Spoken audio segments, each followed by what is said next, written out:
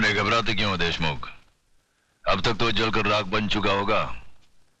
अरे तुम लोगों को अपने दोस्तों पर भरोसा ही नहीं है। बस बस अब ये भाषण बंद करो, हमारे कान के पर्दे फट रहे हैं। बस बंद कर।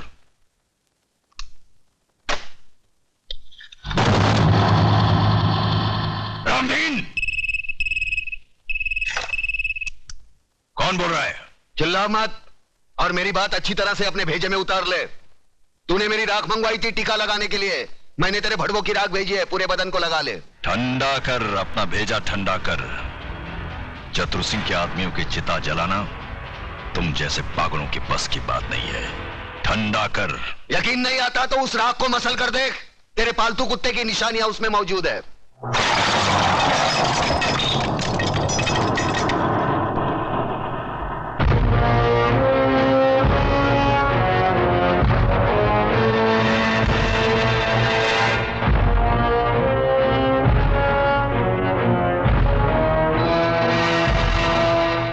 हराम के, तूने जलती हुई आग में हाथ डाला है।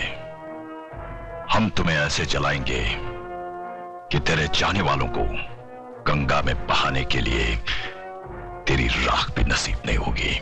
अरे मुझे जलाने की बात छोड़, मैं तो तुझे ऐसी मौत मारूंगा ना तो तुझे जमीन नसीब होगी ना आसमां। अतुल भाई, अतुल भाई, अतुल भाई गजब हो गया। अतुल भाई गजब हो गया। अतुल भाई बाहर आकर देखो तो सही। क्या हुआ कल्याण जी भाई? अरे क्या हुआ? क्या नोटिस लग गई, 24 घंटे में बस्ती खाली करनी पड़ेगी। बस्ती किसी की बाप की जागीर है कि खाली करनी पड़ेगी? खाली तो करनी पड़ेगी भाईजान, क्योंकि अब इस बस्ती का मालिक चतुर सिंह है। लक्ष्मीदास जी ने बस्ती बेच दी और नोटिस पढ़कर हम लोग आए हैं। अरे बाहर में क्या वो नोटिस और बाहर में क्या चतुर सिंह? मैं भी नोटिस फाड़ के चतुर सिंह की तो नहीं अतुल, तुम ऐसा नहीं करोगे, इससे हमारा केस बिगड़ जाएगा। उन लोगों ने अगर कानूनी तौर पर बस्ती हटाने की कोशिश की है तो हम भी कानून का सहारा लेंगे। चलो मेरे साथ। कानून हर किसी के लिए बना है, लेकिन अदालत की नजर में जो गैर कानूनी है उसके लिए एक जज की हैसियत से मैं कुछ नहीं कर सकता। यह स्टे ऑर्डर नामुमकिन है। मगर जज साहब, अगर मेरे पिताजी ने चतुर सिंह को जमीन बेची होती तो कम से कम मुझे मालूम तो होता, उसके कागजात होते मेरे पास। जज साहब, जिस तरह आपने 24 घंटे में कानूनी तौर पर हजारों लोगों को बेघर करने का नोटिस जारी कर दिया, उसी तरह उसे रोकने का भी तो कोई कानून होगा। मिस मेघा, सलाह के लिए वकील होते हैं, जज नहीं। जज का काम है सिर्फ फैसला सुनाना। जानती हूँ जज साहब, अच्छी तरह जानती हूँ कि इस बार भी आपने पैसे खाकर बड़े होशियारी से शुक्रवार की शाम को यह फैसला सुना दिया। आज सैटरडे है, कल संडे और परसों नवरात्रि की छुट्टी। लेकिन इतना याद रखना जज साहब, ये जो गरीबों की बद्दुआएं और चीखें हैं ना, ये साए नहीं जाती। और जब ऊपर वाला अपना फैसला सुनाएगा तुम भी बच नहीं पाओगे। चतुर सिंह, ऊपर वाले के हाथ से तू बचे ना बचे, लेकिन मेरे हाथ से तेरे को कोई नहीं बचा सकता। अगर एक बाप की औलाद है तो एक बार मेरे सामने आकर दिखा। तू भौंकता बहुत है आराम के, और भौंकने वाले कुत्ते हमें पसंद नहीं। अगर अपने बाप की औलाद है तो आ जाना महालक्ष्मी चौक पे। हम हर साल नवरात्रि को माँ की पूजा करने वहां जाते हैं। अरे जितनी मन्नतें मांगनी है आखिरी बार मांग ले, ये तेरी जिंदगी की आखिरी पूजा होगी। क्या चतुर सिंह का खून? ओ खुदाया, ओरी बाबा, दादा का खून हो गया। किसने किया खून? अरे छोड़ो ये सब बातें, मुझे तो चिंता यह है कि शहर का क्या होगा, हम सब का क्या होगा। बहस मत करो कमिश्नर। जो आदमी चतुर सिंह जैसे खतरनाक आदमी की चिता जला सकता है, वो तो हमको कभी भी शमशान घाट पहुंचा सकता है। मगर ऐसा हरगिज नहीं होगा सर। सुनो कमिश्नर, कल टीवी सेंटर में जनता की अदालत प्रोग्राम में हम सब लोगों का इंटरव्यू है। ऐसा बंदोबस्त होना चाहिए वहां पर कि परिंदा भी पर ना मार सके, समझे?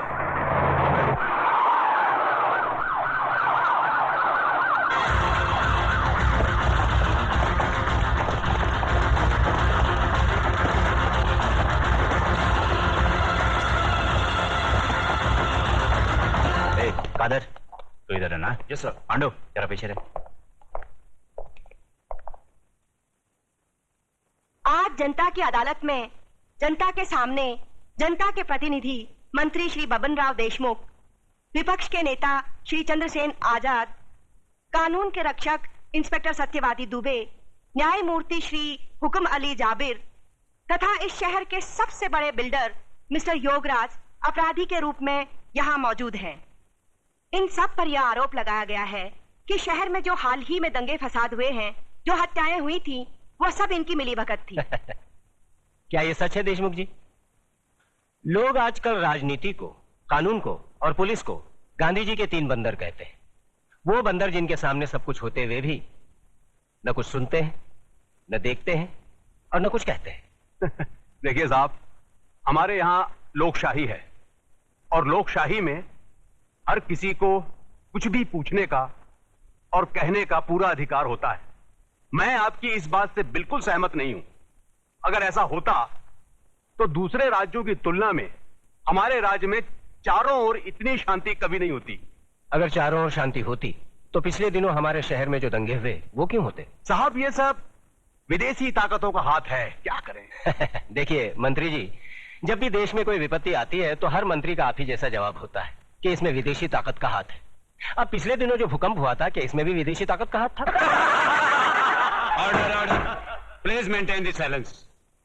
पर लोग तो कहते हैं कि इस विपत्ति में आपके साथ विपक्ष के नेता चंद्रसेन जी का भी हाथ था और पांव भी था। जी, ये सब बकवास है, इसको हम नहीं मानता है। अरे हमारा पक्ष का सिद्धांत अलग है, इसका पक्ष का सिद्धांत अलग है। हम लोग अलग अलग दल में रह के एक काम कैसा कर सकता है? ये सब गुंडा लोग का काम है, बात करता है।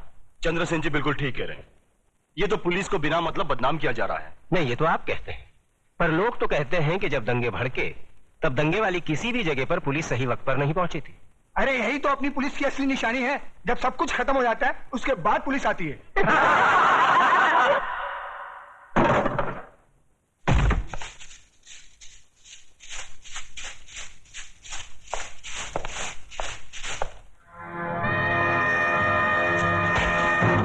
यही तो रोना है कि लोग हमें गलत समझते हैं। हमारी योजनाएं लोगों की समझ में नहीं आती। अब आप ही बताइए, झोपड़पट्टी की जगह साफ सुथरी कॉलोनी बने, टूटे फूटे गांव की जगह राहगीरों के लिए रिसोर्ट बने, इसमें देश की तरक्की नहीं है? बोलिए। पर लोग तो कहते हैं इसमें आपकी तरक्की ज्यादा होती है। सारा धन आप सब लोग मिलकर बटोर लेते हैं और डकार तक नहीं लेते।